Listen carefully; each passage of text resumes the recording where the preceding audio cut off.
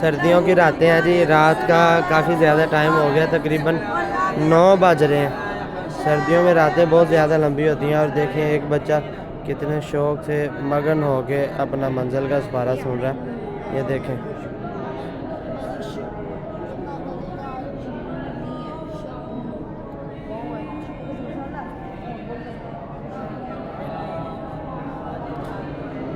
سردیوں کی راتیں مومن کے لیے بہت ہی فائدہ مند ہے، نیکیوں کی بہار ہے۔ سردیوں کی راتوں میں بندہ جاگ کر رات کو نوافل ادا کر سکتا ہے، تہجد کی نماز پڑھ سکتا ہے، زیادہ سے زیادہ عبادت کر سکتا ہے، نیکیاں کر سکتا ہے۔ تو ہمیں بھی سردیوں سے فائدہ اٹھانا چاہیے۔